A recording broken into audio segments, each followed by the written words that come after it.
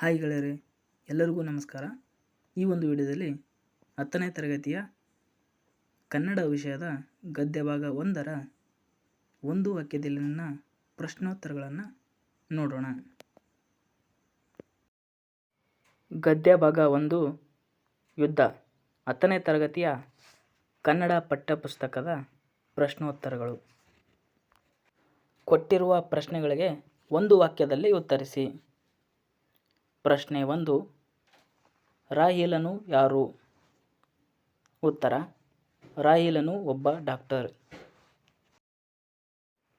ಪ್ರಶ್ನೆ 2, ರಾಹಿಲನು ತುರ್ತು ಪರಿಸ್ಥಿತಿ ನಿರ್ವಹಣೆಗಾಗಿ ಭದ್ರವಾಗಿ ಹಿಡಿದುಕೊಂಡಿದ್ದೇನು? ಉತ್ತರ: ರಾಹಿಲನು ತುರ್ತು ಪರಿಸ್ಥಿತಿ ನಿರ್ವಹಣೆಗಾಗಿ ಔಷಧಿ ಮತ್ತು ಶಸ್ತ್ರಚಿಕಿತ್ಸಾ ಸಾಮಾನುಗಳ ಪೆಟ್ಟಿಗೆಯನ್ನು ಭದ್ರವಾಗಿ ಹಿಡಿದುಕೊಂಡಿದ್ದನು.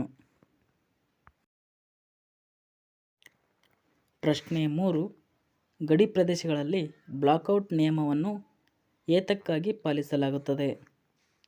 ಉತ್ತರ: ಗಡಿ ಪ್ರದೇಶಗಳಲ್ಲಿ ಬ್ಲಾಕ್ಔಟ್ ನಿಯಮವನ್ನು ವಿಮಾನ ದಾಳಿಯಿಂದ ರಕ್ಷಿಸಿಕೊಳ್ಳಲು ಪಾಲಿಸಲಾಗುತ್ತದೆ.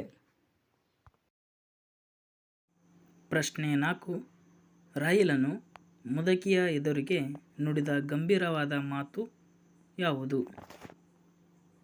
ಉತ್ತರ: ರಾಹಿಲನು ಮುದುಕಿಯ ಎದುರಿಗೆ ನಾನು ಯುದ್ಧ ಮಾಡುವ ಮೂರ್ಖರ ಕಡೆಯವನಲ್ಲ, ಸಂಕಷ್ಟಕ್ಕೀಡಾದ ಮನುಷ್ಯರ ಕಡೆಯವನು ಎಂದು ಗಂಭೀರವಾಗಿ ನುಡಿದನು. ಪ್ರಶ್ನೆ 5, ಯುದ್ಧದ ಬಗೆಗೆ ಮುದುಕಿಯು ಏನೆಂದು ಗೊಣಗಿಕೊಂಡು ಬಾಗಿಲು ತೆರೆದಳು?